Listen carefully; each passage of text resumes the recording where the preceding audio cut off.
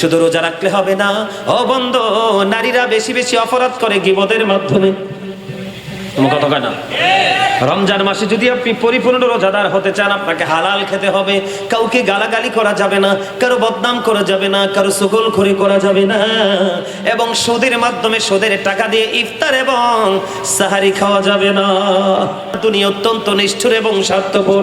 যতক্ষণ দুনিয়াকে তুমি দিতে পারবে ততক্ষণই দুনিয়া থেকে তুমি রিটার্ন তুমি পাবে। যেই দিন তুমি দেওয়া বন্ধ করে দিবে সেই দিন তোমার চেয়ে ঘৃণ্য এবং নগণ্য মানুষ পৃথিবীতে কেউ হবে না। এই জন্য পৃথিবীর মোহে তুমি পাগল হইও না, আল্লাহ নবীর জন্য পাগল হয়ে যাও। শুধু বন্ধু দুনিয়া নয়, সৃষ্টি জগতের সব আল্লাহ তোমার জন্য পাগল করে দিবে। ওরা বলে না কেন? আরো জোরে বলেন বন্ধু। এই জন্য আমি আপনাদেরকে বন্ধু বলে দিতে চাই, সহজ নয় রে। শুধুমাত্র রোজাদারদের জন্য স্পেশাল একটা গেট, এটার নাম হলো রাইয়ান। যখন রোজাদাররা প্রবেশ করবে এটা আবার বন্ধ করে দেওয়া হবে। আওয়াজ তুলে তুলে বলেন না সুবহানাল্লাহ। ও বন্ধু, শুধু তাই নয়, বছরের শুরু থেকে শেষ পর্যন্ত শুধু জান্নাতটাকে সাজানো হয় রে শুধুমাত্র রোজাদারদের জন্য। জোরে জোরে কন্যা সুবহানাল্লাহ, আর জোরে বলেন না সুবহানাল্লাহ। বন্ধুরে আমার, তাহলে রমজান মাসকে আমাদেরকে মূল্যায়ন করতে হবে কেমন ভাবে? আমার দিকে তাকান। এরে ভাই, তুই বৈশা বৈশা কেন এখানে বোট খাস? এটা কি বোট খাওয়ার জায়গা? এদিকে তাকান সবাই আমার দিকে। আমি যারে কইছি সে বুঝতে পারছে, আপনাদের বোঝার দরকার নেই, এটা আমার পার্সোনাল ম্যাটার। বন্ধু, যুবক বন্ধু, তোমাকে বলে দে, দুনিয়াটা হলো তোমার দেহের খোরাকের জায়গা। কিসের? আপনি ভোট খান, বাদাম খান, বিরিয়ানি খান, চা খান, কফি খান, যা খান, এই দেহের মধ্যে ঢুকে, ঠিক কিনা বলেন? দেহের খাবার আপনি যেখানে যান সেখানে পাবেন, কিন্তু রুহের খাবার যেখানে যায় সেখানে পাবেন না। এই জায়গাটা হলো আজকে রুহের মার্কেটিং এর জায়গা। কথা কয় না কেন? এখানে দেহের কিছু নাই রে ও বন্ধু। খাবার খাইলে দেহের শান্তি, ইবাদত করলে রুহের শান্তি। ইবাদত করার পরে যুবক নয়, বৃদ্ধ নয়, যেই বয়সেরই হোক, ইবাদত করার পরে যদি বলে সে তার আত্মাটা শান্ত হয়ে গেছে, প্রশান্তি হয়ে গেছে, বুঝে নিতে হবে রে তাকে আল্লাহ কবুল করেছে। জোরে জোরে কন্যা আমিন। রমজান মাসটা আপনার আমার জন্য বন্ধু কত বড় নিয়ামত। আপনার আমার প্রাণের রাসূল সুন্দর করে জানিয়ে দিলেন। এদিকে তাকান, আপনার আমার প্রাণের নবীজি জানিয়ে দিয়েছেন, আসসালাতুল খামস ওয়াল জুমআতু ইলাল জুমআ ওয়া রমাদানু ইলা রমাদান মুকাফফিরাতুল লিমা বাইনাহুন্না ইযা তুনিবাতিল কাবাইর।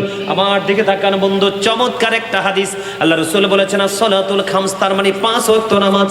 5 ওয়াক্ত নামাজের মধ্যে গ্যাপ আসেনি। জোহর, ফজরের পরে জোহর, কিন্তু এই পর্যন্ত লম্বা গ্যাপ। জোহরের পর থেকে আসরটা কাছাকাছি, আসরের পর থেকে মাগরিব কাছাকাছি, মাগরিব থেকে এশা কিন্তু আরেকটা বড় গ্যাপ। তার মানে গ্যাপ তো আছে। কথা বলেন না কেন?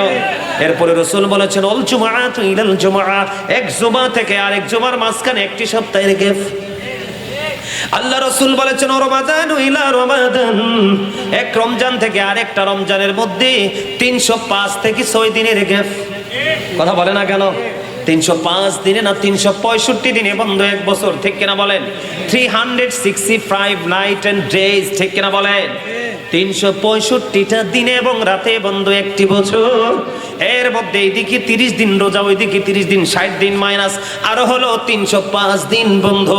আল্লাহর নবী সরকারে মদিনা, আপনার আমার প্রাণের রাসূল তিনি জানিয়ে দিয়েছেন, ইমানদার মুমিন মুত্তাকিদেরকে জানিয়ে দিয়েছেন, যুবক যুবতী নারী পুরুষদেরকে জানিয়ে দিয়েছেন, 5 ওয়াক্ত নামাজের গ্যাপের গুনাহ, এক জুমা থেকে আরেক জুমার গ্যাপের গুনাহ, এক রমজান থেকে আরেক রমজানের মাঝখানে যে 305 দিনের গ্যাপ, এই 5 দিনের গ্যাপের গুনাহ কাফারা হয়ে যাবে রে দুই দিকের আমলের কারণে।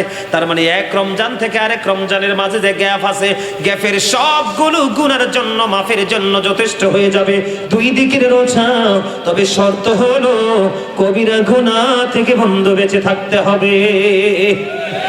তাহলে রোজায় লাভ না লস? আরো জোরে বলেন। ও বন্ধু, রোজা এতটা লাভ, আপনি অন্য সময় যা খান সব কিছুর হিসাব আছে রে, কিন্তু রমজান মাসে আপনি যা বন্ধু খান, আপনার খাবারের বন্ধু কোনো হিসাব নাই। জোরে জোরে কন্যা সুবহানাল্লাহ, আর জোরে বলেন না সুবহানাল্লাহ। তাহলে রমজান মাসে আমল করার দরকার আছে না নাই? আরো জোরে বলেন। শুধু তাই নয়, শুধু তাই নয় বন্ধু, আমার দিকে তাকান। আপনি যদি রমজান মাসে একটা নরমাল ইবাদত করেন, কি আমার কথা কয় না, নরমাল আমল করি না আমরা, ছোট ছোট ইবাদত, শুধু রমজানের কারণে কেউ যদি বন্ধু ছোট্ট একটা আমল করে রে, আমার রাসূল জানিয়ে দিয়েছেন তার আমল নামায় একটা ফরজ আমলের সওয়াব দেওয়া হয়। শুধু তাই নয় গো, আপনার আমার প্রাণের রাসূল বন্ধু আরো জানিয়ে দিয়েছেন কেউ যদি রমজান মাসে একটা ফরজ ইবাদত করে, কয়টা?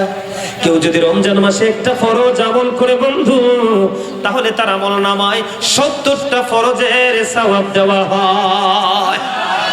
জোরে জোরে কন্যা সুবহানাল্লাহ।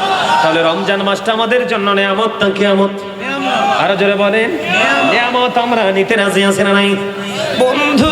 শুধু তাই নয় গো, ও বন্ধু শুধু এখানে একান্ত নয়, আপনি একটা ফরজ আমল করবেন শুধুই নয়, আল্লাহ রাসূল জানিয়ে দিলেন রমজান মাসের কারণে শুধু আদম সন্তান আখিরি নবীর উম্মতের জন্য ও বন্ধু একটা ইবাদতের 10 গুণ থেকে 700 গুণ পর্যন্ত বাড়িয়ে দেওয়া হয়। তার মানে আপনি একটা মিলাদের আয়োজন করেন, 700 মিলাদের সওয়াব। কথা বলে না কেন? আপনি একটা কোরআন খতম দেন রমজান মাসে বন্ধু, 700 কোরআন খতমের সওয়াব। তাহলে 10 গুণ থেকে 700 গুণ পর্যন্ত অনেক বেশি বৃদ্ধি করে দেওয়া হয় শুধু আখিরি নবীর উম্মতের জন্য। সুরজুর কন্যা সুবহানাল্লাহ। বন্ধু রমজান মাসে ইমানদারের সব কিছুতে আল্লাহ রাব্বুল আলামিন বরকত দিয়ে দেয়। এখানে কথা বলে কে? কথা বলে কে? একজন দেখেন, কেউ কথা, একজন বুঝের মানুষ দেখেন কে কথা বলে, তাইলেই হবে। কথাটা না বললেই হয়। কথা বলুক, তবে আসতে বলুক। আমার দিকে তাকান, আপনারা কি মজা পাচ্ছেন নি? আরো জোরে বলেন না। তাহলে আমি একদিন নামাজ পড়লে 700 দিনের সওয়াব। ও কথা কয় না? তাহলে 10 থেকে যদি 700 গুণ হয়, কি গণ দাদু ভাই? কথা কয় না কেন? তার মানে 700 গুণ যদি আমরা পেতে চাই, তাহলে এই সুবর্ণ সুযোগ হাতছাড়া করা যাবে? আরো জোরে কোন যাবে?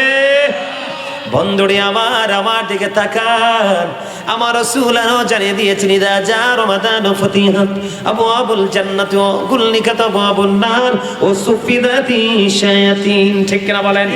ইদা জা রমাদান ফতিহাত, যখন রমজান বন্ধু আগমন করে আবওয়াবুল জান্নাত, জান্নাতের দরজা খুলে দেওয়া হয়, ও গুলনিকাত আবওয়াবুন নার, জাহান্নামের দরজাটা বন্ধ করে দেওয়া হয়, সুফিদাতি শায়াতিন, শয়তানকে বেঁধে ফেলা হয়।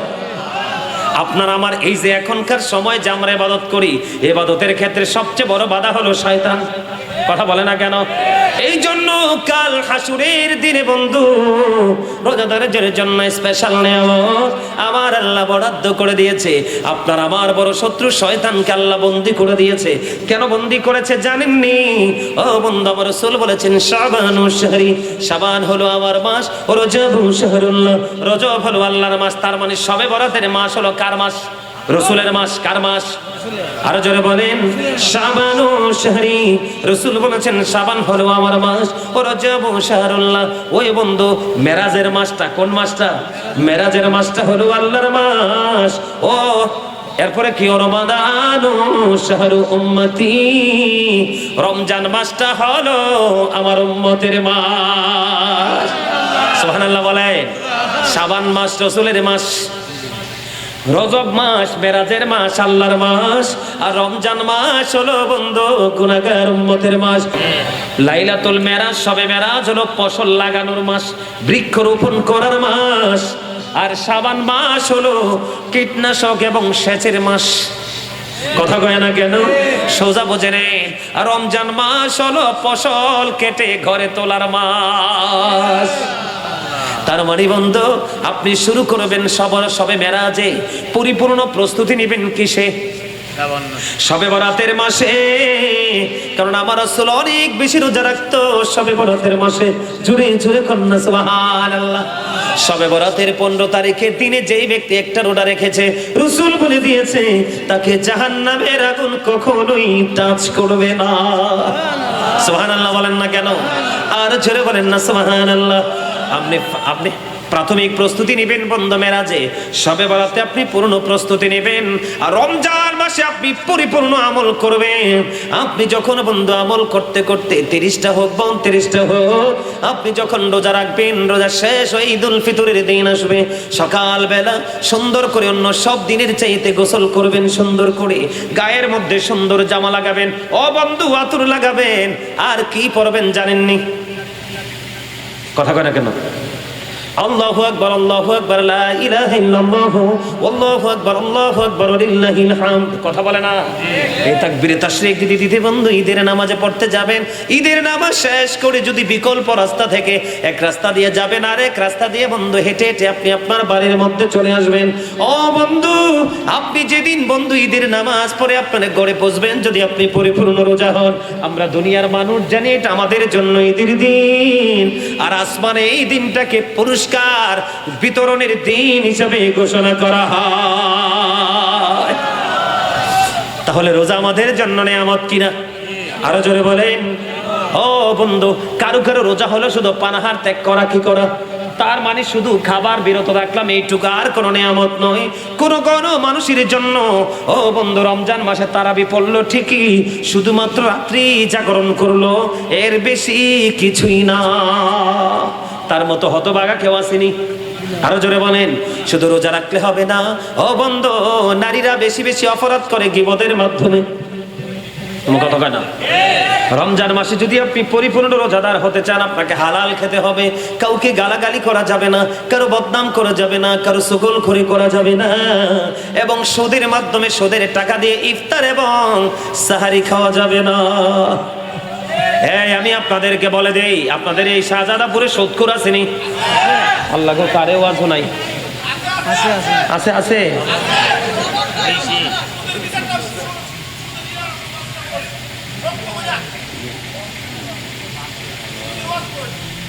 সুদের ওয়াজ পড়তাম, রাগ হবো নি কেউ? হ্যাঁ, রাগ হয়ে যাবো না?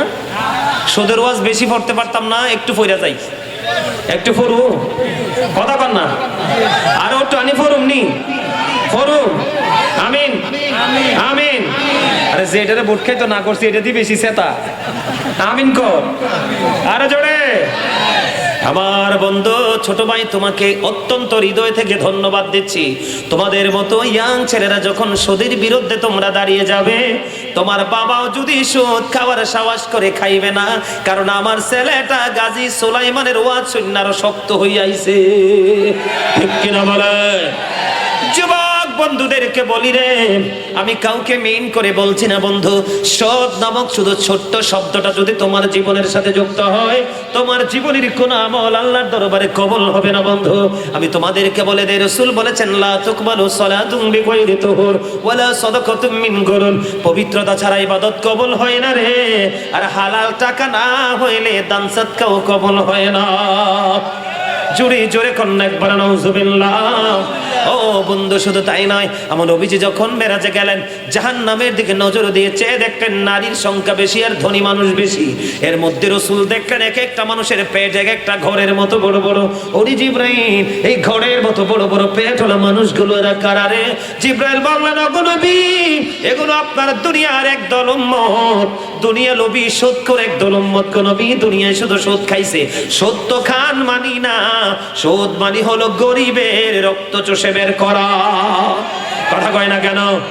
আরো জোরে। আমার জীবনে বন্ধু আমি দেখেছি সুদের মাধ্যমে টাকা আনছে, গরিব মানুষ চলতে পারে না, খাইতে পারে না, শেষ সম্বল তার বিটা পর্যন্ত হারিয়ে ফেলেছে রে। রাসূল বললেন, তার পেটের মধ্যে এক একটা পেটের মধ্যে সাপ আর বিচ্ছু দেখা যায়। জোরে জোরে কন্যা নাউজুবিল্লাহ। সুদ ঘুষ একই কথা, সুদ ঘুষ চুরি ডাকাতি পরের হক সব একই লাইন, নাম ভিন্ন। কথা কয় না কেন? দেখে তাকান, আরে ঘুষখোরের সাজা তো পড়ে, যিনি মানুষের উপর জুলুম করে তার সাজা তো পড়ে, যারা জালেমকে সহযোগিতা করে, কি করে? শুধু শুধু জালেমকে যারা সহযোগিতা করে, জাস্ট সহযোগিতা করে, হেল্প করে, তাদের অবস্থা কত ভয়ঙ্কর হবে। আল্লাহ রাসূল বলেছেন, একজন জানো তুমি অপরাধী, জানো তুমি সে সুদখোর, জানো তুমি ঘুষখোর, জানো তুমি সে চোর, জানো সে পরের হক নষ্ট করতে পছন্দ করে, তার কাছ থেকে তুমি দুনিয়ার একটু সুবিধা পাওয়ার জন্য তাকে শুধু প্রোটেস্ট করে যাচ্ছ। আল্লাহ রাসূল বলে দিয়েছেন, তুমি এটা জানার পরেও যদি কোনো অপরাধীকে সাহায্য করে থাকো, আল্লাহ রাসূল বলেছেন তুমি সঙ্গে সঙ্গে মুসলমান থেকে তুমি খারিজ হয়ে গেলে। আওয়াজ করে কন্না নাউজুবিল্লাহ, আর যারা বলে নাউজুবিল্লাহ। আপনি ঘুষ কারো কাছে, কেউ যদি আপনার কাছে একটা ডালার সমপরিমাণ হক পাওনা থাকে, কি একটা ডালা, যেমন এক্সাম্পল দেই, আপনাদের এদিকে কেউ ছাগল ফালেনি? আসেনি? আরেকবার আর কাঁঠাল বাগান আসেনি? ছাগল কিন্তু বৃষ্টি সহ্য করতে পারে না, কারণ ছাগল তো ঘরে পরে মেয়ে করবে। এখন ছাগলের মালিক কি করবে? ওই কাঁঠাল গাছের মালিকের বাগান থেকে যায় কাঁঠালের ডালা কাটটা নিয়ে আসবো, চোরের মতো কইতো না। আমার কথা কয় না দাদা ভাই? ঠিক নেই? আমি দেখছি তো, কাইটাই না ঘরে দিয়ে দিব, ছাগলে পাতা খাইলে এটা তোমার না, আমি কি করতে আনছি তুমি দেখতে পারবা, ধরতে পারবা? চোর কিন্তু অনেক বুদ্ধি থাকে, কথা কয় না কেন? বন্ধুরে আমার, এই জন্য বলে দিলাম, রাসূল বলেছেন শুধুমাত্র একটা ডালা সমপরিমাণ হক যদি তোমার কাছে কেউ পায় রে, তুমি তাহলে জান্নাতে তুমি যেতে পারবা না। শুধু বন্ধু তাই নয়, রাসূলকে ডাকা হলো, ইয়া রাসূলুল্লাহ, একজন পারসন ইন্তেকাল করেছে, তার জানাজাটা একটু পড়িয়ে দেন গো নবী। হাদিস শরীফের মধ্যে এসেছে, তখন আমার নবীজি প্রশ্ন করলেন, তার যিনি ইন্তেকাল করেছে তার কাছে কেউ কোনো টাকা পাবে কিনা? তখন তো টাকা ছিল না, দিরহাম বা দিনার ছিল, ঠিক কিনা বলেন? তখন রাসূলকে বলা হলো, ইয়া রাসূলুল্লাহ, যুবক বন্ধু, আমি তোমাদেরকে বলে দিতে চাই, মুরব্বীরা ওল্ড হয়ে গেছে, ওনাদের কাছে কিছু নেই। আগামী দিন, আগামী সোনালী দিন, ভবিষ্যৎ তোমাদের হাতে, এগুলো তোমাদের জেনে রাখা দরকার। এই জন্য নিজের জন্য এবং সমাজের জন্য, পরিবারের জন্য। ওই ব্যক্তি যখন প্রশ্ন করলো সে কারো কাছে ঋণী আছে কিনা, ইয়া রাসূলুল্লাহ, একটি দিরহাম মাত্র সে ঋণী আছে। বন্ধু, ওয়াল্লাহি আল্লাহর কসম করে বলছি রে, এই দুনিয়ার মানুষের কত হক বন্ধু চুরিদারি করে খেয়ে ফেলে, একটু ভয় করে না। ও বন্ধু, মাত্র একটি দিরহাম ঋণী ছিল। রাসূল বললেন, না না না, আমি তার জানাজা পড়াবো না গো, পড়াবো না। কেন গো নবী? আমি নবীও যদি তার জানাজা পড়াই তার কোনো উপকার হবে না, কারণ সে এখনো পর্যন্ত অন্যের কাছে বন্দী আছে, তার আত্মাটা অন্যের কাছে জিম্মি হয়ে আছে। এরপরে হযরতে আবু কাতাদা রাদিয়াল্লাহু তাআলা আনহু, ও বন্ধু, ডাক দিয়ে বললেন, নবী গো, আমি কথা দিলাম গো, আমি তার একটা দিরহাম ঋণ পরিশোধ করে দিব। কথা দেওয়ার পরে আমার নবীজি তারা জানাজা পড়িয়ে দিলেন। জোরে জোরে কন্যা একবার সুবহানাল্লাহ। যুবক ভাইদেরকে বলছি, এই যুগের ছেলেরা একটু বেশি উদাসীন, কারণ ইসলাম ধর্মের চর্চা তাদের মধ্যে নেই। মুরব্বীদের মধ্যে যথেষ্ট থাকলেও অনেক সময় লোভে পড়ে তারা অন্যায় করে ফেলে। আমি তোমাদেরকে বলে দেই, হাসি তামাশা করে কারো কাছ থেকে কিছু বাই খাইও না, এটা আমার অনুরোধ। অপ্রয়োজনে তোমরা কারো কাছ থেকে কিছু খাবে না, কারো কাছ থেকে নেবে না। হ্যাঁ, কেউ যদি স্বেচ্ছায় তোমাকে ভালোবেসে দেয়, এটা তোমার জন্য গ্রহণযোগ্য, কিন্তু জোর করে প্রেশার ক্রিয়েট করে কারো কাছ থেকে আমরা কিছু আনতে রাজি। বন্ধু, এবার আসেন, ও বন্ধু, এই বাংলাদেশ তো ধ্বংস হয়েছে ঘোষের কারণে, কথা কয় না কেন? এই বাংলাদেশটা ছোট্ট একটা বাংলাদেশে এত বেশি পরিমাণে মানুষ, এত বেশি পরিমাণে বন্ধু রেমিটেন্স আসে। বাংলাদেশের নরমাল যে শ্রমিকরা বিদেশ থেকে টাকা পাঠায় বাংলাদেশে, আর আমাদের দেশের এমপি মন্ত্রীরা চুরি করে পাঠায় অন্য দেশে, কথা কয় না কেন? এই জন্য আমি আপনাদেরকে বলে দেই, আমার দেশের চোর যারা আছে, চুরি করতে যারা পছন্দ করে, গরিবের হক মারতে যারা পছন্দ করে, বন্ধু, তাদের জন্য আবার একটা ওয়াজ। এবং গ্রামে গঞ্জে যারা বন্ধু মানুষের হক নষ্ট করে, বন্ধু, লাঠিয়াল বাহিনী দিয়ে, বিশেষ করে জায়গা জমি দখল করার লোক আছে না নাই? কথা বলেন না? আপনাদের শাহজাদাপুরে না থাকতে পারে, কিন্তু আমাদের দেখায় আমি অনেক দেখেছি বন্ধু। আল্লাহ রাসূল বলেছেন, কেউ যদি 1 বিঘা পরিমাণ জায়গা, আমার দিকে তাকান, কেউ যদি 1 বিঘা পরিমাণ জায়গা যদি জোর করে বন্ধু কারো কাছ থেকে দখল করে, এই পৃথিবীর মতো এবং 7টা পৃথিবী তার গলার মধ্যে বন্ধু মালা বানিয়ে ঝুলিয়ে দেওয়া হবে। আমার দিকে তাকান, এখানে পানির বোতল আসেনি, কথা কয় না? আমি এক্সাম্পল দেই, আমার মোবাইলটা দিয়ে, কি দিয়ে এক্সাম্পল, আপনারা বাড়ি গিয়ে বন্ধু ট্রাই করবেন। আমি এইগুলো হচ্ছে ওয়াজ। ধরেন এটার ওজন হলো বন্ধু 2 কেজি। কয় কেজি? যদিও এটা ছোট্ট, এটার ওজন হলো 2 কেজি। আপনি এটাকে নিয়ে হাঁটতে হবে বন্ধু 5 কিলোমিটার। কিছু দূর যাওয়ার পরে দেখবেন এটা বহন করতে করতে ওজন হবে 4 কেজি। কথা বলে না কেন? আরো জন 1 কিলোমিটার বা 2 কিলোমিটার যাবেন, এটার ওজন হয়ে যাবে বন্ধু 6 কেজি। কথা বলে না কেন? আস্তে আস্তে আস্তে আস্তে করে একটা পর্যায়ে হাতের পাওয়ার লেস হয়ে যাবে, পাওয়ার শেষ হয়ে যাবে। মনের অজান্তে একদিন কি করবেন, হঠাৎ করে একটা সময়টা মাটিতে পড়ে যাবে। কথা বলেন না কেন? এখানে কিন্তু আপনি ফেলে দেওয়ার অপশন আছে। ও বন্ধু, যাদের গলায় 7টা পৃথিবী ঝুলানো হবে রে, ও বন্ধু, তারার কিন্তু ওখান থেকে ফালানোর কোনো সুযোগ নেই। আল্লাহ বলেছেন, ইন্না বাতশা রাব্বিকা লাশাদীদ, the seizing of Allah is difficult. আল্লাহর ধরা, আল্লাহর পাকড়াও বড় শক্ত, বড় কঠিন। তার মানে আল্লাহ খুব শক্ত করে ধরবে। যুবক ভাইয়েরা আমার, ও বন্ধুরা আপনারা শুনেন, আল্লাহ বলেছেন, ইন্নাল্লাহা সারিউল হিসাব, Allah is going to take account. আল্লাহ হিসাব গ্রহণে অত্যন্ত তৎপর। বন্ধু শুধু তাই নয় রে, ওখানে বললাম আল্লাহ বলেছেন, যতই কষ্ট পাও লা ইয়ামুতু, মরতে পারবে না। People will not die that day, সেদিন মানুষগুলো মরতে পারবে না। আল্লাহ বলেছেন, ফিহা ওয়ালা ইয়াহইয়া, people will not be able to live that day, সেদিন মানুষগুলো বন্ধু বাঁচতেও পারবে না। আল্লাহ বলেছেন, ওমা হুমান হাবি গায়িবিন, people will not be able to escape that day, সেদিন সেখান থেকে মানুষগুলো পালাতেও পারবে না। বন্ধু কত দুঃখ রে, যেই সন্তানের জন্য তুমি সুদ খাচ্ছ, ঘুষ খাচ্ছ, পরের জিনিস চুরি করছো, যেই সন্তানের জন্য তুমি সম্পদের পাহাড় গড়ছো, ভক্ত করবে সন্তান আর সাজা ভোগ করবে তুমি কবরে। মনে রাখবেন, আমি আপনাদেরকে বলে যাই, কোরআন শরীফের 19 পারা সূরা শুআরা 88 নম্বর আয়াতে আল্লাহ বলেছেন, ইয়াউমা লা ইয়ানফাউ মালু ওয়ালা বানুন, ও বন্ধু, যেই দিন ধন সম্পদ সন্তান সন্ততি কোনো কাজেই আসবে না।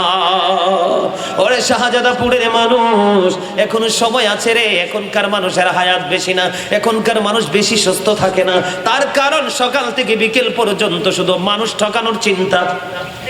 কথা বলেন না কেন?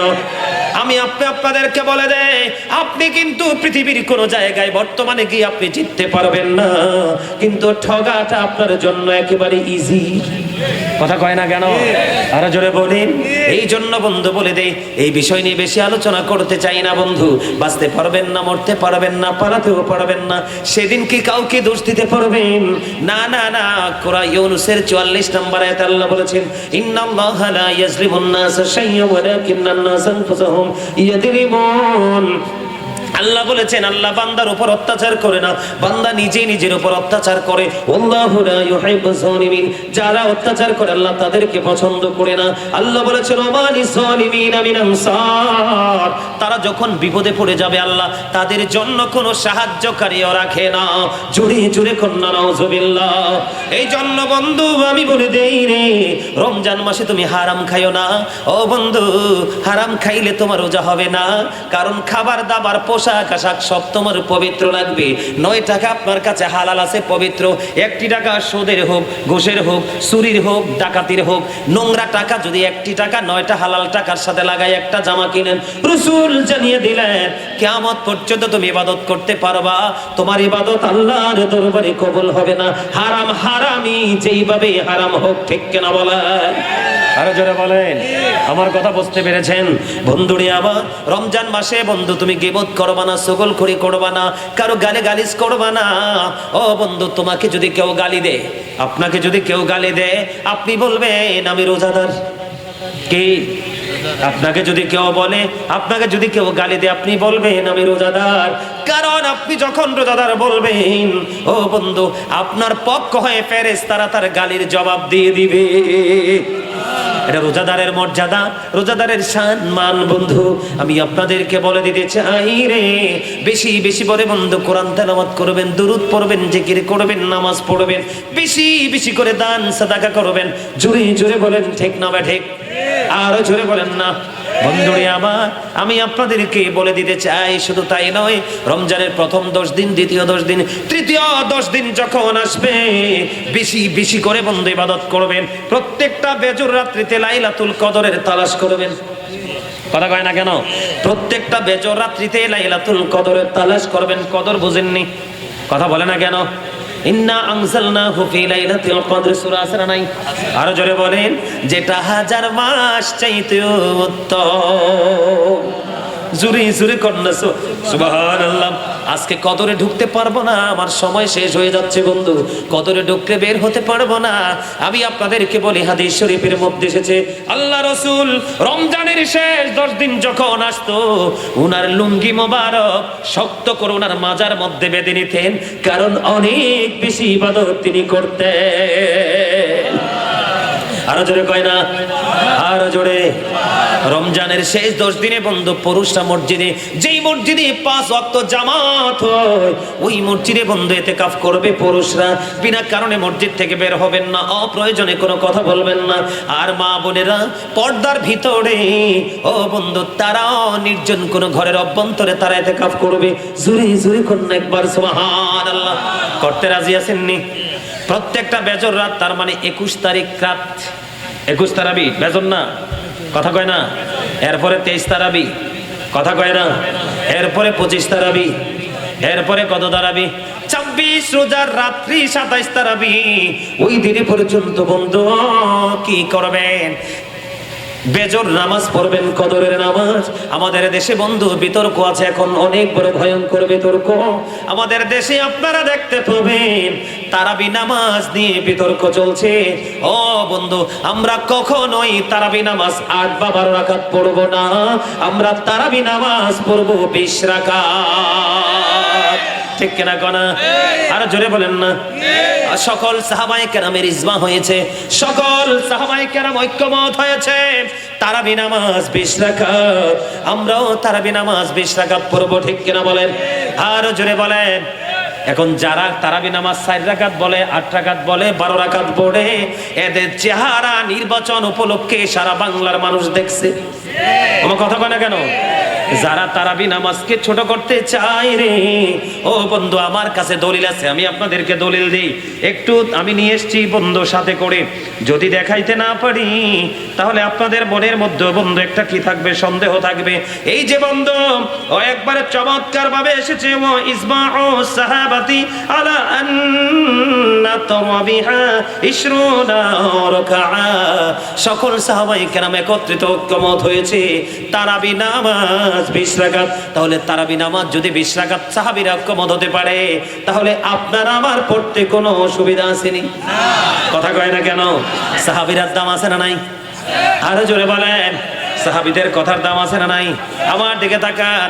ও বন্ধু, সাহাবীদের ঘোড়ার খুরার নিচের 3 আঙ্গুলের 1 চিমটি মাটি যদি একটা পাল্লায় রাখা হয়, ওই বড় পীর আব্দুল কাদের জিলানী, গাউসে সামদানি, কুতুব রব্বানি, শেখ সৈয়দ মহিউদ্দিন আব্দুল কাদের জিলানী রাদিয়াল্লাহু তাআলা আনহু, উনি থেকে কিয়ামত পর্যন্ত দুনিয়ার বুকে যত আল্লাহর ওলি দুনিয়ার মধ্যে আসবে, সকল আল্লাহর ওলিকে যদি একটা পাল্লায় তোলা হয় রে, আর সাহাবায়ে কেরামের ঘোড়ার খুরার নিচের 3 আঙ্গুলের 1 চিমটি মাটি যদি একটা পাল্লায় তোলা হয়, তাহলে বন্ধু রে, ওই সাহাবীদের গোড়ার খোরার নিচের 3 আঙ্গুলের 1টি চিমটি মাটির ওজন ভারী হয়ে যায়।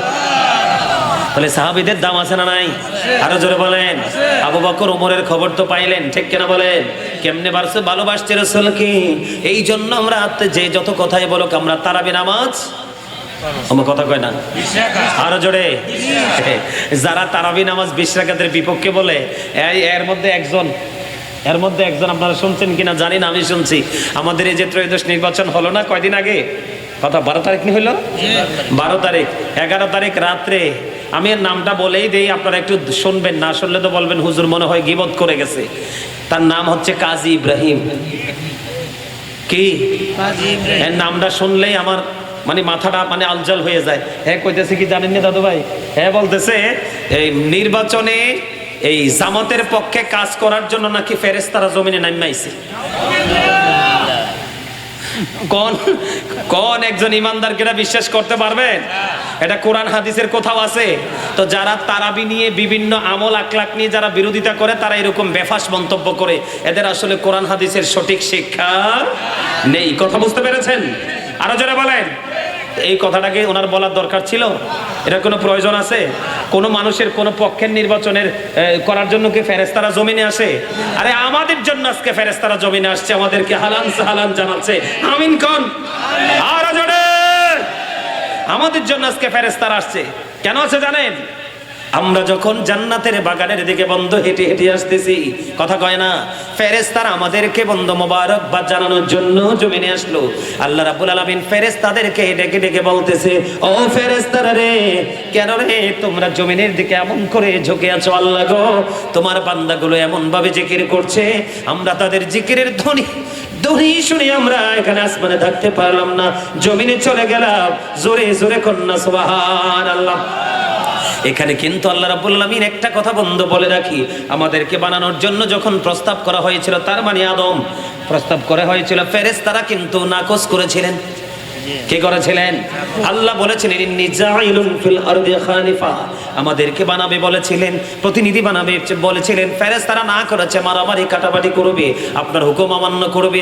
কিন্তু আল্লাহ রাব্বুল আলামিন সঙ্গে সঙ্গে বলে দিয়েছেন ইন্নী আ'লামু মা লা তা'লামুন, আমি যা জানি তোমরা তা জানো না। তার মানে আল্লাহ যে বলেছেন আমি যা জানি তোমরা তা জানো না, তার প্রমাণ হলো বন্ধু আজকে যে আমরা এই জান্নাতের বাগানে এসেছি। আমাদের এই জান্নাতের বাগানে আসা, আমাদের এই জান্নাতের বাগানে বসা, এটাই হলো ওই যে আল্লাহ বলেছেন সবাই নাফরমানি করবে না, সবাই হুকুম অমান্য করবে না। জোরে জোরে কোন সুবহানাল্লাহ। তাহলে আমরা এখানে আসাতে কি হলো? কথা কয় না। তো এখন ওই সমস্ত বক্তারা যদি কেউ বলে যে তারাবি নামাজ 8 রাকাত, আপনি মানবেন? সাহাবীরা যদি 20 রাকাত পড়তে পারে, আমরা পড়া তো আরো বেশি জরুরি না? কথা কয় না কেন? তাহলে আমরা রমজান মাসে মিথ্যা কথা বলবো না, কারো গীবত, পরের হক নষ্ট, ব্যবসা যারা করি তারা ওজনে কম দিয়া কাস্টমারতে বেশি টাকা নিব না, ঠিক কিনা বলেন? সুদ, চুরি, রাস্তা দিয়ে যাওয়ার সময় কারু বাগানে সুন্দর শশা দেখলে বা ক্ষীরা দেখলে বলে ইফতারির সময় ভালো করে খাওয়া যাবে, সিরা নিয়ে আসবেন নি পকেটে করে, কথা কয় না? আমরা এগুলো কখনোই করব না, কারণ আরেকজনের হক, এটা আমার না। কথা বলে না কেন? আরো জোরে, আরো জোরে। আমার কথা বুঝতে পেরেছেন? কোন ধরনের অন্যায়। সম্মানিত উপস্থিতি, এটা কিন্তু শুটিং স্পট নয়, এটা কোনো দর্শনীয় স্থানও নয়, এটা সত্যিকার অর্থে একটা গুরুত্বপূর্ণ ক্লাস। প্রফেশনালিটি একটা টিচিং প্রফেশন। দুনিয়ার ইউনিভার্সিটিতে যখন, দুনিয়ার শিক্ষা প্রতিষ্ঠান থেকে যখন আপনি শিক্ষা নেবেন, তখন আপনি জাস্ট শুধু দুনিয়া সম্পর্কে আপনি জানতে পারবেন। কিন্তু এটা এমন একটা ক্লাস, এমন একটা বাগান, যেই বাগান থেকে এসে ইনস্ট্রাকশন নিতে পারলে আপনি আপনার প্রেজেন্ট অ্যান্ড ফিউচার, তার মানে বর্তমান এবং ভবিষ্যৎ, আপনি দুটো টেন্স, দুটো সময়, দুটো কালকে আপনি কি করতে পারবেন? আলোকিত করতে পারবেন, ব্রাইটনেস করতে পারবেন। আপনাকে সেই মেন্টালিটি নিয়ে এখানে বসতে হবে। এই যে আমার চাচা, উনি এত সুন্দর করে জিকির করেছেন, ওনার মতো যদি আরো 5-7 জন মানুষ জিকির করতো, তাহলে আমি আরো অনেকক্ষণ জিকির করতাম। কারণ জিকির হলো আমার হার্টের বড় মেডিসিন। ওমা কথা কয় না? মেডিসিন মানে ঔষধ, ঔষধ। জিকা ইজ দ্য হার্ট মেডিসিন, সায়েন্টিফিকদের বক্তব্য। জিকির হলো হার্টের ঔষধ। জিকির কি? হার্টের ঔষধ। আর আল্লাহর কথা হলো কি? আল্লাহর কথা হলো remember me then I will remember you. আল্লাহ বলেছেন remember me then I will remember you, ফাযকুরুনি আযকুরুকুম, তোমরা আমাকে স্মরণ করো, আমি তোমাদেরকে স্মরণ করব। দেখেন কি গুরুত্বপূর্ণ কন্ডিশন।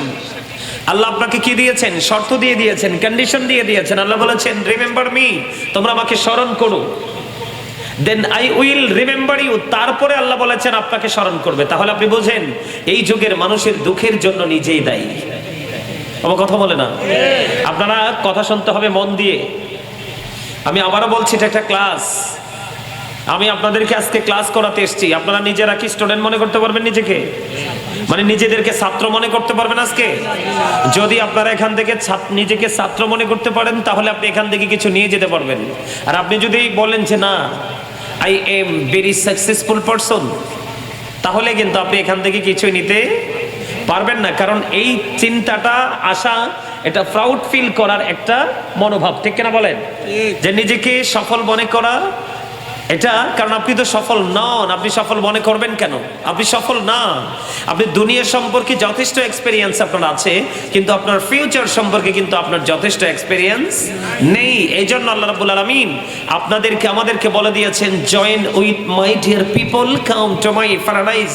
আল্লাহ বলেছেন, join with my dear people, তোমরা আমার প্রিয় লোকেদের সাথে যুক্ত হও। কাম টু মাই প্যারাডাইস, আমার জান্নাতে চলে আসো। বলেছে কে? কথা বলেন। আপনাকে কিন্তু আল্লাহ জবান দিয়েছে বোট বাদাম খাওয়ার জন্য নয়। আমরা কিন্তু অকৃতজ্ঞ। আল্লাহ কি বলেছেন? ফাযকুরুনি আযকুরুকুম ওয়াশকুরুলি ওয়ালা তাকফুরুন। আল্লাহ রাব্বুল আলামিন বলেছেন, তোমরা কি হয়ো না? অকৃতজ্ঞ হয়ো না, তোমরা আল্লাহর প্রতি কি হও? কৃতজ্ঞ হও। ঠিক কেন বলেন? আর জোরে। আমরা এতটা অকৃতজ্ঞ, আমরা কিন্তু খেতে বসলে কিন্তু আমাদের আর কোনো চিন্তা থাকে না। কথা বলে না, ভুল বললাম?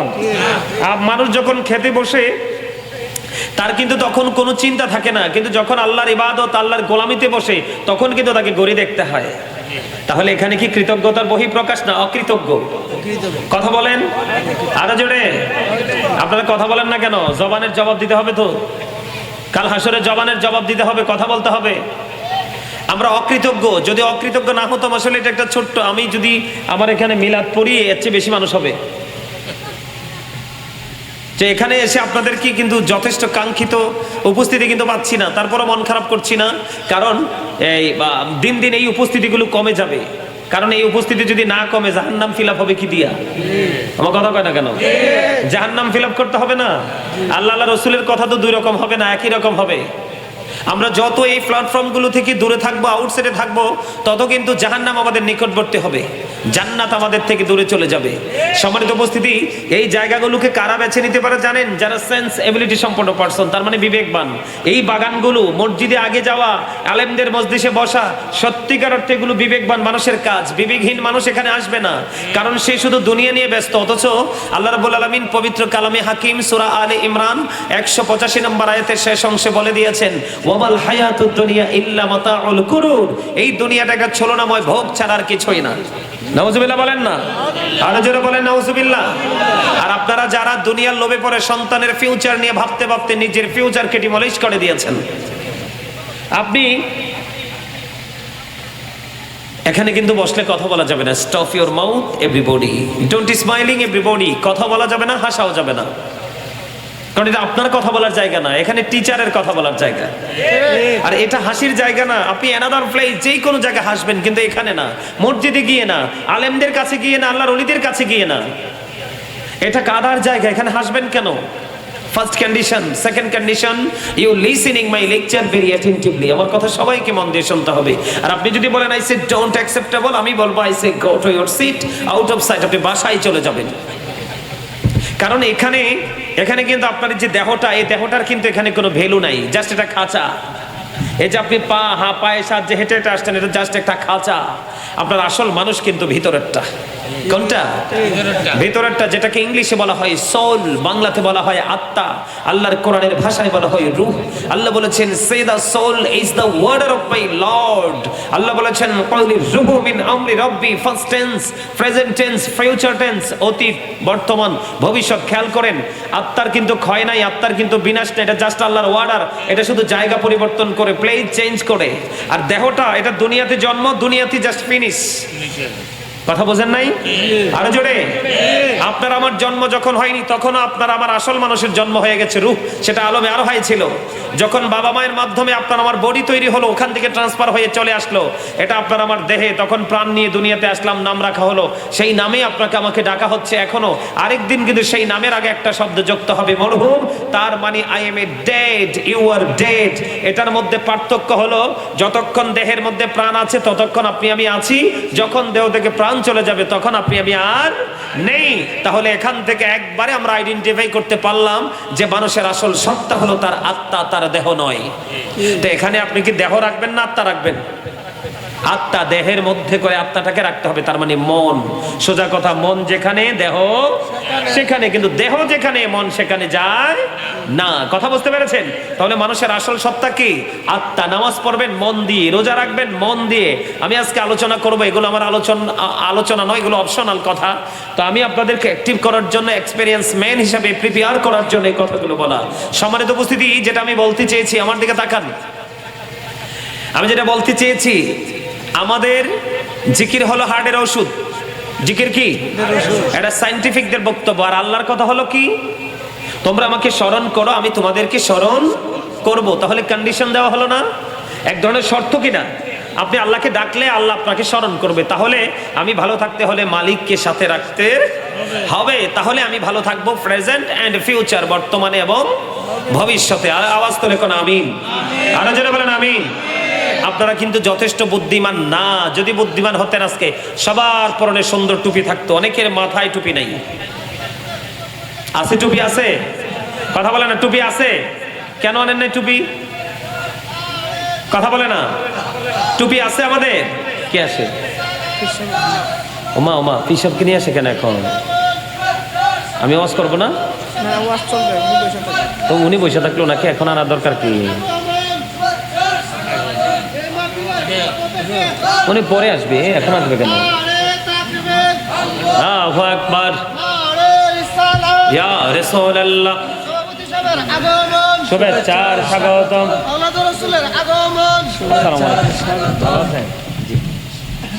তো ওনারা পরে আনবে, এখন নিয়ে আসছে কেন?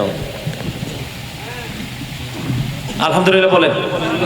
আরো জোরে আলহামদুলিল্লাহ। আমার কথাটা কি আপনারা বুঝতেছেন? আরো জোরে বলে না।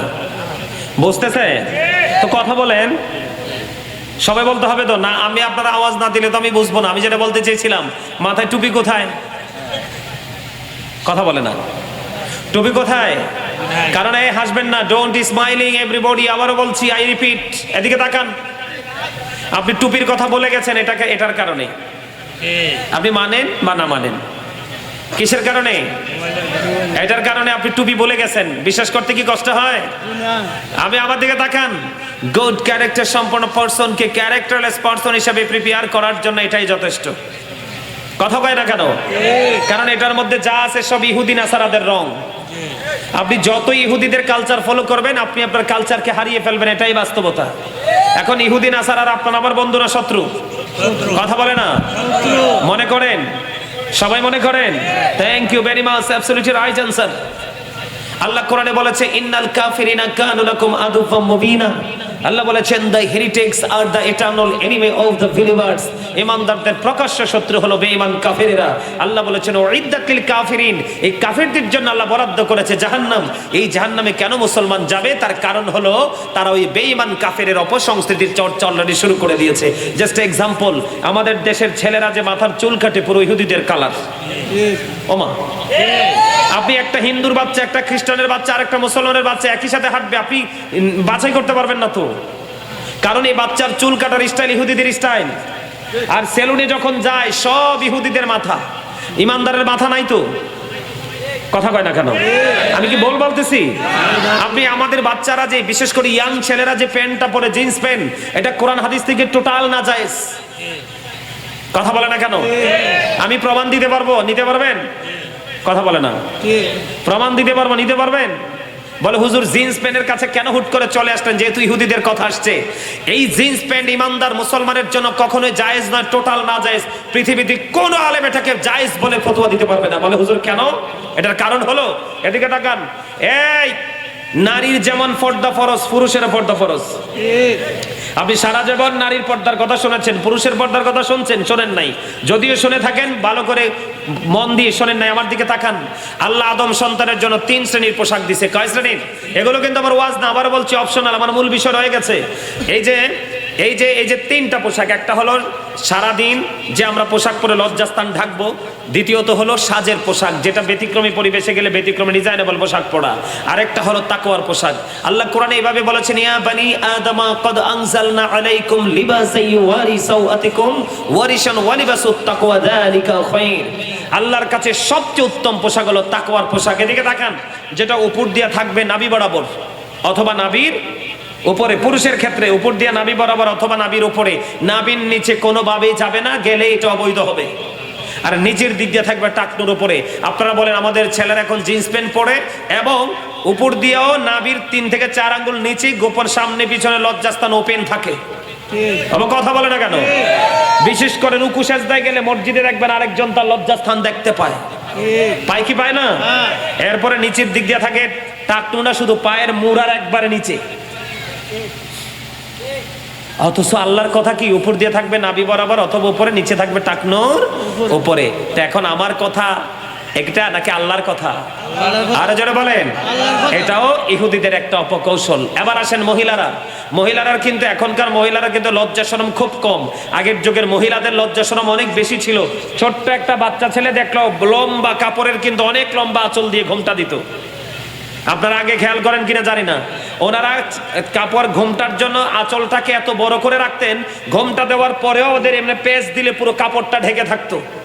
আমার দাদিকে আমি নিজে দেখছি, একটা পুরুষ আসছে, ছোট না বড় খেয়াল করা দরকার, পুরুষ আসতেছে, ইরে বাপরে বাপ, এমনি ঘোমটা দিয়ে একবার এইভাবে দাঁড়ায় থাকতো। সুবহানাল্লাহ কয় না দি? এখনকার মহিলারা দাঁড়াই তো নাই, বরংস পুরুষের সামনে দেদারসে আটে আর একেবারে পাতলা পোশাক পরে।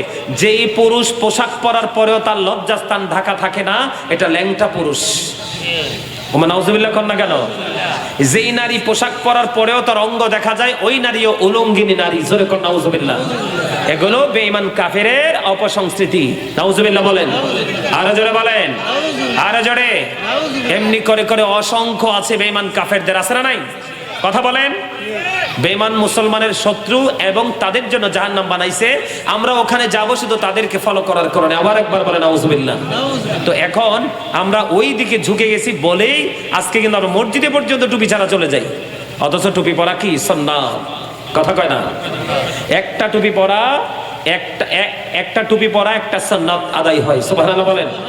পাঞ্জাবি পরা, লম্বা পাঞ্জাবি পরা সুন্নাত। এখনকার ছেলেরা বিয়ে বাড়িতে, বন্ধু বান্ধব, পূজা মণ্ডপে বা বিভিন্ন নোংরা কাজে গেলে গান বাদ্যযন্ত্র পাঞ্জাবি পরে যায়, কিন্তু দেখবেন মসজিদে ম্যাক্সিমাম ছেলেরা কিন্তু পাঞ্জাবি ছাড়া যায়। আছে না নাই? কেন এই জায়গাটাতে আসলাম? আপনি দেখেন আল্লাহ বেঈমান কাফের সম্পর্কে কি তথ্য দিয়েছে। তোমরা এই মাইক্রোফোনটা চেঞ্জ করবা, কাছে যাওয়া যায় না গন্ধে। আমি কিন্তু এটা ক্লেম করছি, আমি কিন্তু একবার কাছে যাই আলোচনা করতাম, কিন্তু এটার গন্ধে কাছে যাওয়া যায় না, বুঝছো নি? এটা কিন্তু আমাদের জন্য, আলোচকদের জন্য অনেক বড় ক্ষতি, অনেক কষ্ট হচ্ছে, বুঝছো? এটা চেঞ্জ করে ফেলবা। আমাদেরকে তাকান, আসেনি স্পেশাল কি আছে?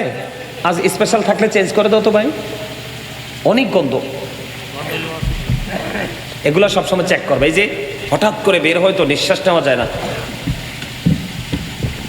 এটা দিতে পারবে না? এটা দিয়ে দিলে সুন্দর হবে না, অনেক গন্ধ। আমি চেষ্টা করছি এটা কথা বলার জন্য, কিন্তু কথা বলা যাচ্ছে না।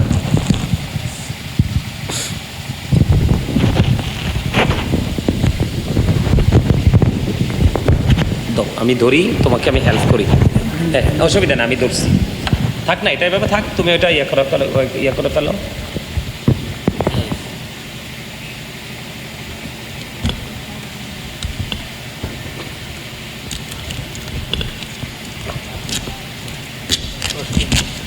অনেক গন্ধ। এটা টিস্যু পেঁচাইলেও আলোচনা করা যাবে না গন্ধে।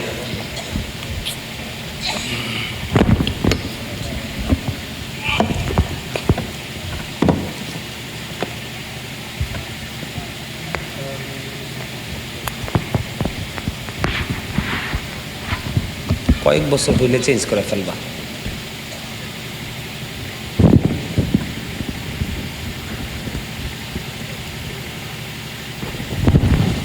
সুন্দর করে আটকাই দাও। তোমার এটা সুন্দর করে একসাথে করে ইয়ে করে দাও। এটা খুলতে হবে না তো? না,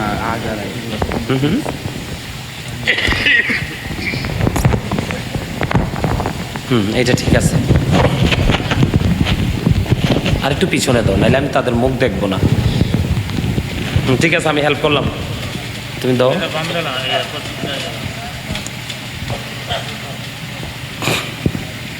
দেখেন নাই আমি মুখ এদিক ওদিক ঘুরাচ্ছি যে বারবার, অনেক গন্ধ, নেওয়া যাচ্ছে না।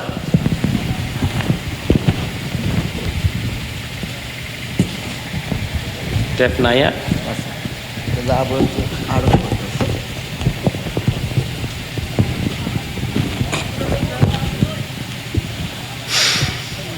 ওই যে দেখেন ওই যে দেখেন ওই যে দেন আমার ওয়াজ এই যে দেন একটা উঠছে এই যে এটা উঠছে যে এটার ফ্যান দেখছেন নি কনে মাজা দেখছেন নি কনে হ্যাঁ কয় নাকি রে দেখছেন দেখছেন এটার মাজাটা দেখছেন কোথায় হ্যাঁ এক্সাম্পল কিন্তু আমি পাইয়ে গেছি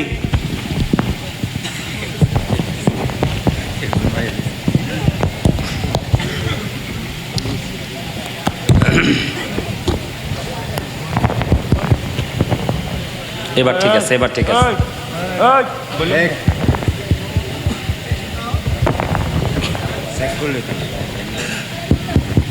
ঠিক আছে এবার ঠিক আছে